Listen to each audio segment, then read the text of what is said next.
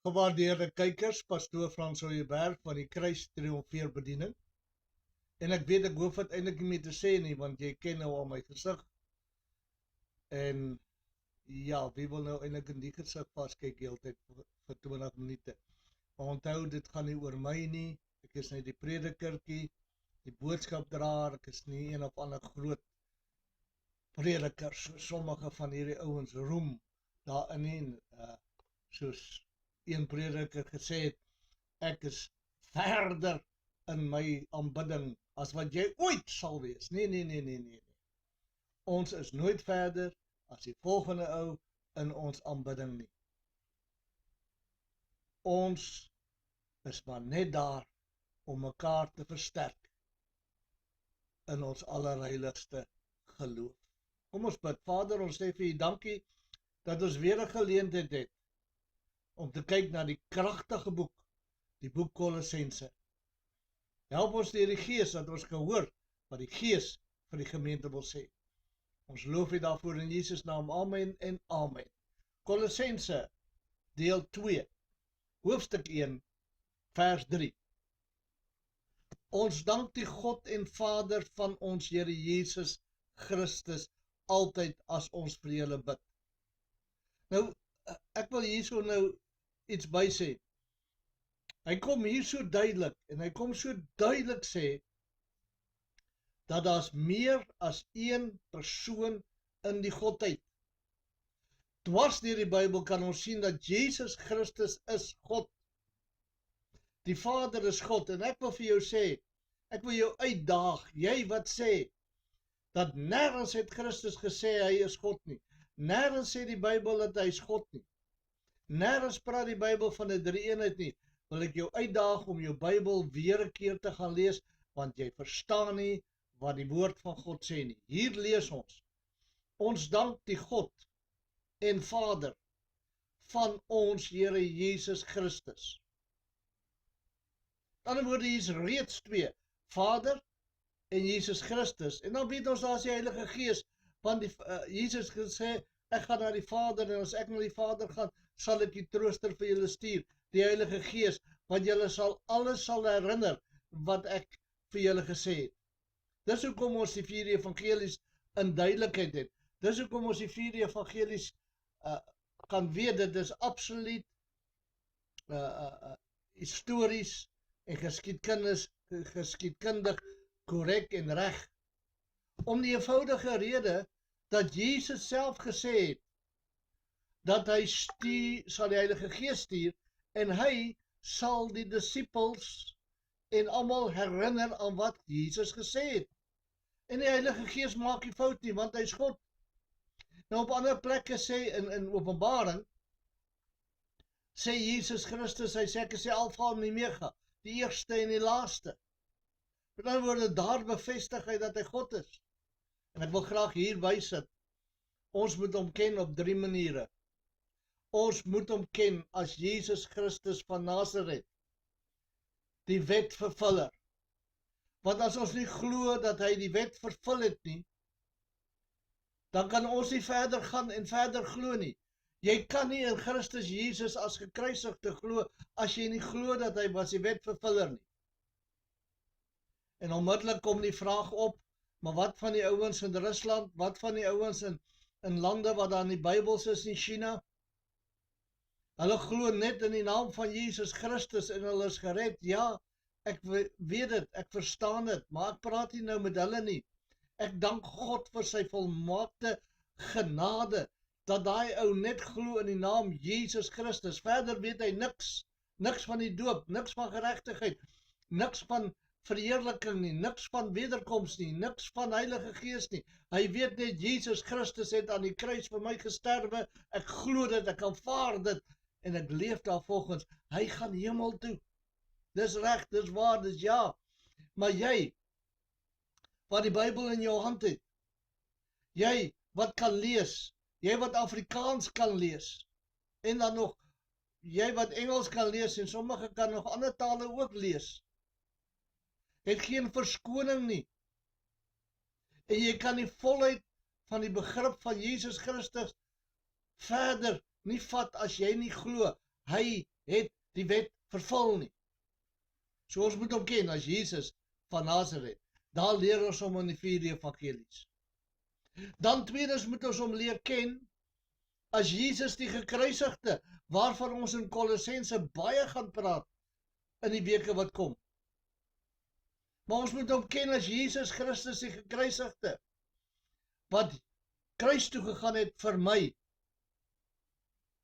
sondes, wat aan die kruis gesterwe het vir my sondes, wat begrawe is vir my, wat opgestaan het vir my, sodat ek kan lewe in 'n nuwe lewe. Want ek het saam met hom gesterwe, ek het saam met hom begrawe, ek het saam met hom opgestaan. En dan gaan ek deur die doop om dit te bevestig as 'n getuienis. Maar dan moet ons hom erken as God. Ons moet Jesus Christus leer ken in die krag van sy opstanding. Hy is nie meer net ons broer nie. Ja, hy is ons broer. Maar hy is nie net broer nie. Hy is ook nie net vriend nie. Hy is ook nie net gekruisig nie. Hy is ook nie net vir ons sondes, dat hy 'n plaasvervanger was vir ons sondes nie. Nee. Hy is ook ons God. En daar leer ons hom ken in Openbaring, die krag van sy opstanding. En dan sal ons verstaan wat Kolossense en die ander briewe sê. Ons dank God die Vader van ons Here Jesus Christus. Want in alle ewigheid was die verhouding tussen God en Jesus Christus, die wat Vader seun, nie in hier is die Vader en hier is die seun nie, maar in absolute gelykheid, absolute eenheid. Maar die verhouding was die Vader, Seun, Heilige Gees, wat al drie God is. Ek weet ons verstand kan dit nie altyd inneem nie, ons verstand kan dit nie altyd verstaan nie, ons verstand sê vir ons baie keer ander dinge. Maar ek wil vir u sê dat as ons verstaan dat Jesus Christus God is, dan sal ons die kruisboodskap beter verstaan. Dan sal ons weet wat daar gebeur het en ons sal dit ervaar en ons sal verstaan Jesus van Nazareth wat die wet vervul het, hoekom hy dit gedoen het. En ons blydskap sal volkome wees. Hy sê, ons dank die God en Vader van ons Here Jesus Christus, altyd as ons vir julle bid. Paulus het vir Kolossense gebid. Paulus het vir die Tessalonisense gebid. Paulus het vir die Filippense gebid. Paulus het vir die Korintiërs gebid. Paulus het vir die Romeine gebid. Nou vra ek vir jou, vir wie bid jy? Jare terug, ek moet dit noem, was ek in 'n sekere dorp en ons het 'n bietjie finansiële probleme gehad en hulle vra 'n Christelike groep in daai dorp, sal julle asseblief 'n Fransman sy vrou bid? En die reaksie was, nee, ons sien eerder dat hulle vrek van ellende. Is jy 'n navolger van Christus Jesus, soos Paulus? Bid jy vir jou plaaslike gemeente? Bid jy vir jou buurman? Bid jy vir jou familie? Bid jy vir jou aangrensende gemeente? Bid jy vir die Christene in China? Bid jy vir die Christene in Korea? Ek vra maar net, ons almal is skuldig. Ek meen, as ons moet gaan en ons moet vir alle gebiede in die wêreld bid, sal ons die hele dag, 24 uur, 7 dae 'n week bid. Maar ons kan, at least, as ek dit so kan stel, bid vir hulle in ons land. Bid vir die situasie in die land. Bid vir die regering. Bid vir die Christene in 'n beheerposisie. Bid vir die vervolgde Christene in Suid-Afrika. Want hy kom en hy sê vir Kolossense, ek dank my God. Met ander woorde, ek dank my God dat ek 'n geleentheid het om te kan bid. En ek het 'n geleentheid. Jy het 'n geleentheid om te kan bid. Ons hoef nie stil iets te sê nie. Maar ons kan deur die krag van God, kan ons situasies verander. Ek luister vanoggend na 'n pastoor van Riversdal, wat die gemeenskap vra en roep, kom asseblief, kom bid vir ons, kom asseblief saam, laat ons kan bid, dat die Here hierdie rooftogte van ons beeste kan stop, want dit is 'n geweldige finansiële, een bees wat gesteel word, het 'n groot invloed op die finansiële situasie van 'n boer. Kan ons nie vir hulle bid nie? Here, tree in Riversdal. Here, tree in en help, wys uit die probleme, wys uit die probleemmakers en versterk die wet, die polisie se hande, dat hulle die wet kan toepas. Ons dankie daarvoor in Jesus naam. Amen en amen. Bid vir hulle. Bid vir die ouens wat die back and closure is. Ek kan in hierdie skrifgie kan ek vir u honderde voorbeelde gegee, waar ons kan bid, maar nou kom ons en ons sê, ons het ook 'n bietjie, Here, dankie dat u vir ons genade gegee het. Ag Here, wil u nie vir ons net 'n bietjie meer geld gee nie. Ag Here, wil u nie maar die, en dit is ek en ek alleen en my groepie maar as ons werklik waar begin bid, en ek is nie vanoggend besig om vangers te wys nie, as ons werklik daar kan begin bid, en ernstig bid, en kragtig bid, vir die situasies in ons land, dan kan ons God dank, dat ons dit kan doen. Kom ons lees die volgende versie. Die rede hoekom Paulus bid vir die Kolossense, hy sê, omdat ons gehoor het van julle geloof in Christus Jesus, dis punt 1. Nou vra ek vir jou, is daar mense wat vir jou bid, omdat hulle gehoor het van jou geloof in Christus Jesus, of as jy hoe sê hulle, 'n ondergrondse agent, 'n geheime agent, dis die woord wat ek soek, of as jy 'n geheime agent, niemand weet jy's 'n Christen nie by die werk nie, nie by die skool nie in Pick n Pay nie by jou samekomste nie by die braai nie, maar ja, ek het al gehoor dat mense vir my sê, ek is 'n Christen, maar dis 'n persoonlike saak. Nee, my vriend. Dis nie 'n persoonlike saak nie. Dis 'n Christus saak. Jy moet uitstaan en jy moet die reuk van Christus versprei. Jy moet die heerlikheid van Christus versprei. Hebreërs sê, voor ek na Hebreërs aanhaal, wil ek net sê, ons moet skynheilig wees. Dink 'n bietjie daaraan. Ons moet skynheilig wees. Hebreërs sê dat Christus skyn die heerlikheid van God af. Die heerlikheid, die beeld van God. En as jy in Christus is jy veronderstel om te skyn die heerlikheid van Christus na die wêreld toe. As jy 'n geheime agent is, hoe kan jy dit doen? As niemand weet jy's 'n kind van die Here by jou werk nie, hoe kan jy vir mense wys? Iemand het eendag gesê, ons moet die evangelie verkondig, en as dit nodig is, moet ons woorde gebruik. Want heel eerste, jou gesindheid, dit wat uit jou uitstraal. Mense moet na jou kyk en sê, wat het jy wat ons nie het nie? Mense moet in jou oë kan sien, jy dien die Here. Maar jy's kinders saam. So baie, en ek weet, ek praat, wanneer ek so praat ek eintlik met die mense wat nie na my luister. Ek is nie besig om te praat met julle pragtige heiliges op hierdie groepe en op Facebook nie. Ek praat nie met julle nie.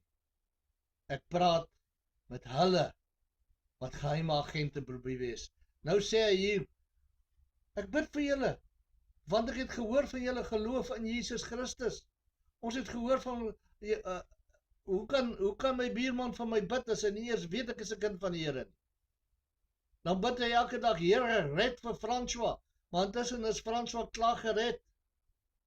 Maar as hy geweet het, François is 'n kind van die Here, kan hy bid en sê, Here, gee vir François wysheid, gee vir François leiding, gee vir François krag om te staan in die vervolgings wat sy pad langs kom.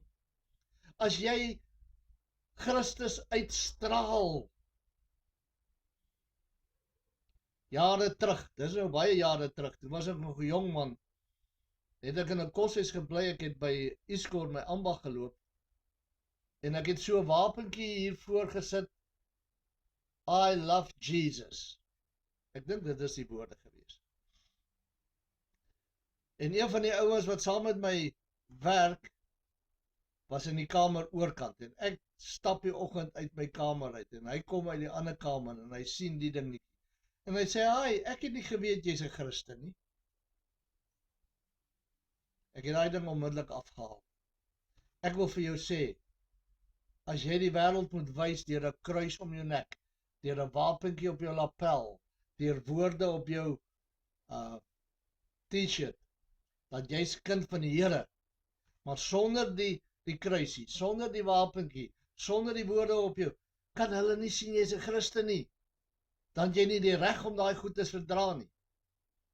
Ek sê vir u, ons is nou in 'n tyd in ons lewe, die wegraping is op hande, die wederkoms is op hande, die groot verdrukking is op hande, al die eindtyd gebeure is op hande. Dit kan enige oomblik gebeur. Dit kan gebeur terwyl ek hierdie boodskap preek, dat ons die woorde hoor, kom op hierheen. So dis tyd dat ons as kinders van die Here begin skynheilig wees. Ons moet begin om die heiligheid en die beeld en die heerlikheid en die liefde en die genade en die grootheid en die majesteit van God uit ons uit te laat straal, dat mense kan sien. En ek ken sulke mense. Ek ken 'n swart vrou in Khayelitsha, wat die liefde van Christus uitstraal, altyd dieselfde. So ken ek 'n paar mense, wat jy graag mee wil praat, in wie se teenwoordigheid jy graag wil wees, want hulle is skynheilig. Hulle skyn alles wat heilig is van God uit.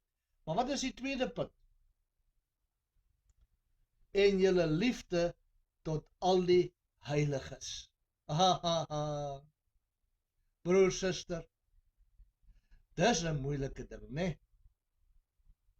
Is ons regtig lief vir al die heiliges? Ja, ons is lief vir die pastoor. En baie keer is ons lief vir die pastoor omdat ons in sy goeie boekies wil kom. Ons is lief vir die helfte van die kerkraad.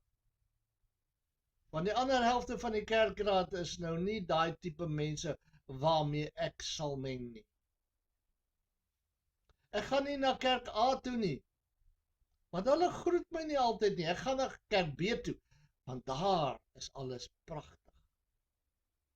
Hoekom gaan jy kerk toe? En terloops, die kerk is nie die gebou nie. Soos wanneer ons praat van die kruis, bedoel ons nie die houtkruis nie. Ons bedoel dit wat Christus aan die kruis gedoen het. Wanneer ons praat van die kerk, dan praat ons nie van die gebou as sulks nie, want ek en jy is die kerk van Jesus Christus. Ek en jy is die liggaam van Jesus Christus. Ek en jy is deel van 'n goddelike familie. Hoe durf ons nie die ander familielede lief hê nie? My buurman is 'n kind van die Here. Maar ek is nie so baie lief vir hom nie, want ons persoonlikhede clash. Ons persoonlikhede klik nie altyd nie. Ja, ek weet. Ek is baie groot vriende met A, maar met B is ek nie sulke groot vriende nie. Maar my liefde vir A en my liefde vir B moenie verskil nie. Ek moet hom lief hê. Wat is liefde? Liefde is nie 'n oopmond soenery dat die spoeg spat nie. Liefde is dat ek hom gun om ook in God se son te kan staan. Dat ek hom gun om ook God te aanbid. Dat ek hom gun om sy persoonlikheid uit te lewe in die karakter wat God vir hom gee. En as hy die moeilikheid is, ek hom sal help. En dat ek vir hom sal bid, opreg. Nee, ag Here, daai kind van u, gee hom so 'n paar klappe teen sy kop, dat hy kan regkom. Nee, dis nie wat ons bedoel. Maar in waaragtig bid, en sê, Here, ek dra my broer en my suster so en so op. En Here, ek weet hulle het probleme, maar ek bid ernstig uit my hart uit, dat u hulle sal bereik met u genade, met u liefde. Ek wil hierdie boodskap afsluit, deur vir jou te vra, kan die wêreld jou Christenskap sien? En het jy die heiliges vurig lief? Of is dit net lippetaal? Moenie pastoor Frans so verkeerd verstaan vandag nie. Ek beklei nie. Ek praat in myself. Weet jy wat 'n ondervinding het ek gister gehad? 'n man het voor my ingery en ek het my hoete vir hom geblaas. En toe sê ek vir my vrou, weet jy, het was nie nodig om die hoete te blaas nie. Ek moes hom net geseën het. En toe sê ek vir my vrou, ek gaan nou van nou af op die pad probeer. Om nie ongeduldig te raak nie, maar om die ouens te seën. En kan jy glo? Toe kom die versoekings. Die ou ry voor my in, daai ou, vir die ou moes ek skielik stop en want die duiwel het gehoor wat ek vir die Here gesê het en die duiwel het gesê, nou maar goed, hier is jou pad langs. Kom ons gooi die goeders in jou pad. Ek sê nou die duiwel, miskien is dit maar net die Here wat gesê het, die duiwel, kom ons sê die duiwel het niks mee te doen. Hy kan my in elk geval nie hoor nie, want ek is in Christus, in God verborgen. Kom ons sê hy het niks daarmee te doen. En die Here het vir my gesê, maar François, ek hoor jou woorde en ek vat jou op die woorde, kom ons gee jou 'n paar toetse, laat ons jou lankmoedigheid kan opbou en versterk. Wanneer jy besluit om soos 'n Christen te lewe, gaan verdrukking en vervolging kom. En wanneer jy besluit, jy gaan al die heiliges lief hê, gaan daar heiliges wees, wat jou verkeerde knoppies druk. Asseblief my vriend, ek bid dat die Heilige Gees vir my en vir jou meer en meer sal laat lyk soos Jesus Christus. Baie dankie Vader dat die Heilige Gees vir ons kan help. Baie dankie Vader dat ons hierdie gebed nie sommer net bid nie, maar dat ons werklik wil hê dat die Gees moet ons lei om meer soos Christus te word. Ons loof U daarvoor in Jesus naam. Amen en amen. Gaan en beoefen die godsaligheid. Gaan, bid vir die heiliges. Gaan en wees skynheilig. Tot ons weer gesels, mag die Here met u wees. Amen en amen.